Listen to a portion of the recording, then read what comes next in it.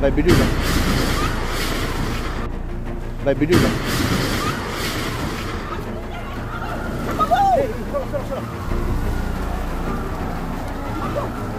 জিও ফুটছে না গ্যাস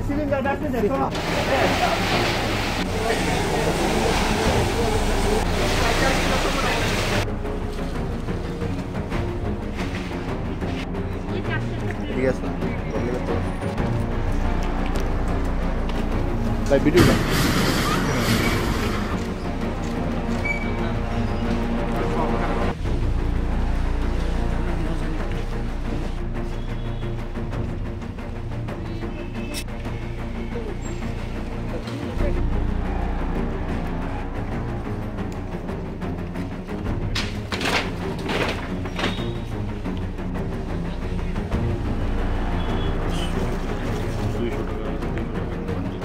আমরা বারবার আমরা তো এই শুনেছি না, কিন্তু আমাদের দৃষ্টিভঙ্গি রামনগরে এই পুলিশ যারাই ছিলেন।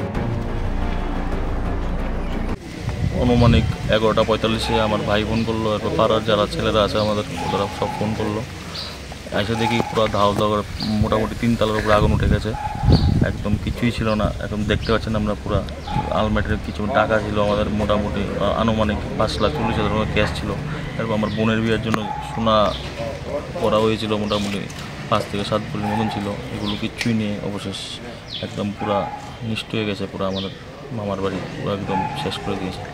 আর আমরা চাইছি পুলিশ প্রশাসন যেন আমাদের একটু সাহায্য করে, কারণ কেন এটা যেইভাবে যেই গতিতে হয়েছে এটা কেউ ইচ্ছা করে মানে আগুনটা লাগিয়েছে। কারণ এত দ্রুত গতিতে এত বসত জায়গায় এত তাড়াতাড়ি এত ক্ষয়ক্ষতি হওয়ার উচিত নয় বা হবে না, এটা ইচ্ছাকৃত হয়েছে। আমরা এখন মানে সন্দেহ তো আছে মোটামুটি, কিন্তু একজ্যাক্ট তো সন্দেহ করে বলে মোটামুটি আমি চাইছি পুলিশ যেন তদন্ত করে সিসিটিভি ফুটেজ আমাদেরকে দিলে আমরা দেখতে পারবো যে আমরা যাদের কাছে সন্দেহ করছি ওরা কি এই দিকে মানে এই টাইমে মুভমেন্ট করেছে, তাহলে মোটামুটি তাহলে আমরা শিওর কালপিট। আমরা এখন চাইছি সিসিটিভি ফুটেজের জন্য একদম পুলিশ তাড়াতাড়ি যত তাড়াতাড়ি হোক তারা যেন তদন্ত করুক। আনুমানিক কত টাকার ক্ষয়ক্ষতি হবে বলে মনে হয়? বললাম তো যে 5,40,000 টাকা। আমার ভাই রিসেন্টলি কন্ট্রাক্টর, তো কন্ট্রাক্ট পেয়েছে একটা বড় কন্ট্রাক্ট, ওইটার জন্য ক্যাশ টাকা বাড়িতে রাখা ছিল। এটা এর মধ্যে সোনা আর টিভি পিস তো আর ডেকোরেটার মাল মোটামুটি ধরুন আরও 15 লাখ টাকা সব মিললে একটা মোটামুটি ধরুন না 20-25 লাখ টাকার মতন তো হবে মিনিমাম, মানে একদম মিনিমাম হবে এটা।